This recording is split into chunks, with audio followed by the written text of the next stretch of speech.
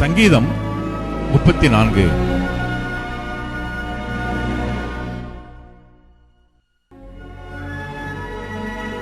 தாவீது அபிமெலேக்கு முன்பாக வேஷம் மாறின போது அவனால் துரத்தி விடப்படுகையில் பாடின சங்கீதம். கர்த்தரை நான் எக்காலத்திலும் ஸ்தோத்தரிப்பேன், அவர் துதி எப்போதும் என் வாயில் இருக்கும். கர்த்தருக்குள் என் ஆத்துமா மேன்மை பாராட்டும், சிறுமைப்பட்டவர்கள் அதை கேட்டு மகிழ்வார்கள். என்னோட கூட கர்த்தரை மகிமைப்படுத்துங்கள், நாம் ஒருமித்து அவர் நாமத்தை உயர்த்துவோமாக. நான் கர்த்தரை தேடினேன், அவர் எனக்கு செவி கொடுத்து என்னுடைய எல்லா பயத்துக்கும் என்னை நீங்களாக்கி விட்டார். அவர்கள் அவரை நோக்கி பார்த்து பிரகாசமடைந்தார்கள், அவர்கள் முகங்கள் வெட்கப்படவில்லை. இந்த ஏழை கூப்பிட்டான், கர்த்தர் கேட்டு அவனை அவன் இடுக்கண்களுக்கெல்லாம் நீங்களாக்கி ரட்சித்தார். கர்த்தருடைய தூதன் அவருக்கு பயந்தவர்களை சூழ பாளையம் இறங்கி அவர்களை விடுவிக்கிறார். கர்த்தர் நல்லவர் என்பதை ருசித்து பாருங்கள், அவர் மேல் நம்பிக்கையாயிருக்கிற மனுஷன் பாக்கியவான். கர்த்தருடைய பரிசுத்தவான்களே, அவருக்கு பயந்திருங்கள், அவருக்கு பயந்தவர்களுக்கு குறைவில்லை.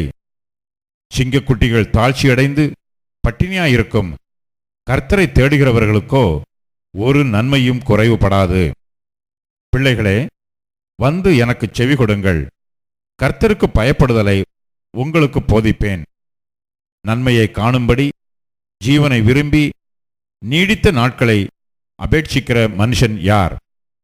உன் நாவை பொல்லாப்புக்கும் உன் உதடுகளை கபட்டு வசனிப்புக்கும் விலக்கி காத்துக்கொள்.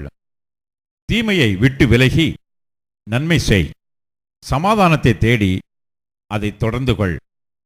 கர்த்தருடைய கண்கள் நீதிமான்கள் மேல் நோக்கமாயிருக்கிறது, அவருடைய செவிகள் அவர்கள் கூப்பிடுதலுக்கு திறந்திருக்கிறது.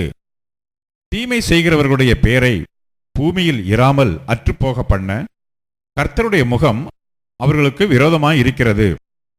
நீதிமான்கள் கூப்பிடும்போது கர்த்தர் கேட்டு அவர்களை அவர்களுடைய எல்லா உபத்திரவங்களுக்கும் நீங்களாக்கி விடுகிறார்.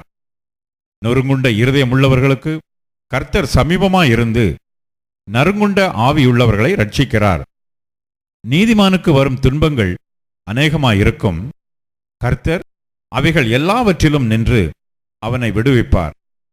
அவனுடைய எலும்புகளையெல்லாம் காப்பாற்றுகிறார், அவைகளில் ஒன்றும் முறிக்கப்படுவதில்லை. தீமை துன்மார்க்கனை கொல்லும், நீதிமானை பகைக்கிறவர்கள் குற்றவாளிகள் ஆவார்கள்.